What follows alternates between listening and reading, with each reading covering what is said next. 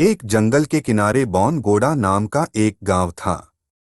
गांव के सारे जानवर हरी घास खाने के लिए सुबह उसी पहाड़ी के ऊपर बसे जंगल में जाते और शाम होते होते घर वापस आ जाते थे।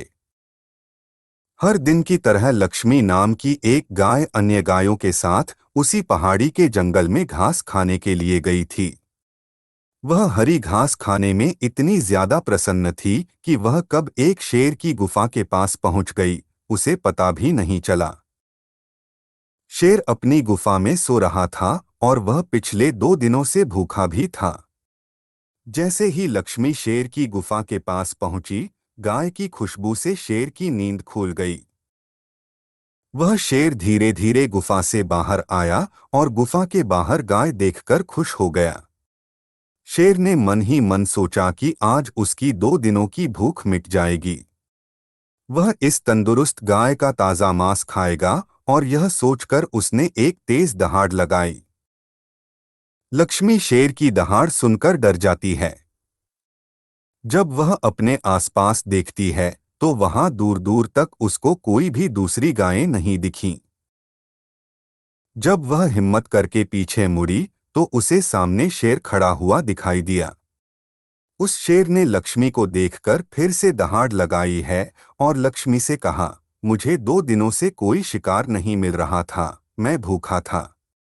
शायद इसलिए भगवान ने मेरा पेट भरने के लिए तुझे मेरे यहाँ पर भेजा है। आज मैं तुझे खाकर अपनी भूख मिटा लूंगा। शेर की बात सुनकर लक्ष्मी डर जाती है। वह रोते हुए शेर से कहती है, मुझे जाने दो, मुझे मत खाओ।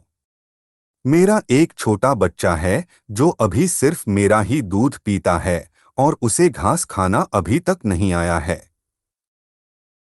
लक्ष्मी की बात सुनकर शेर हंसते हुए कहता है, तो क्या मैं अपने हाथ में आए शिकार को ऐसे ही जाने दूं?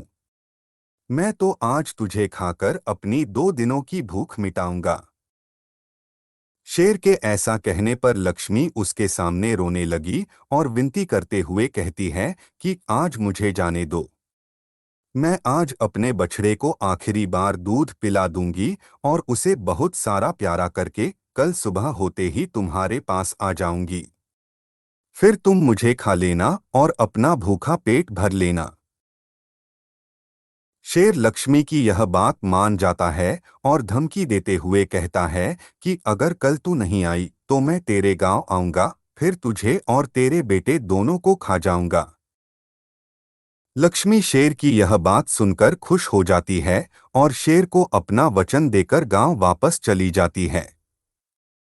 वहां से वह सीधे अपने बछड़े के पास जाती है, उसे दूध पिलाती है और बहुत सारा प्यार करती है।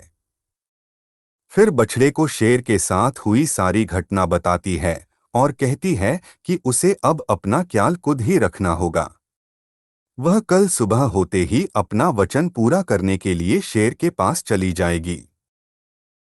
अपनी माँ की बातें सुनकर बछड़ा रोने लगता है। दूसरे दिन सुबह होते ही लक्ष्मी जंगल की तरफ निकल जाती है और शेर की गुफा के सामने पहुंचकर शेर से कहती है, अपने वचन के अनुसार मैं तुम्हारे पास आ गई हूं। अब तुम मुझे खा सकते हो। गाय की आवाज सुनकर शेर अपनी गुफा से बाहर निकलकर आता है और भगवान के अवतार में प्रकट होते हैं। वह लक्ष्मी से कहते हैं, मैं तो बस तुम्हारी परीक्षा ले रहा था।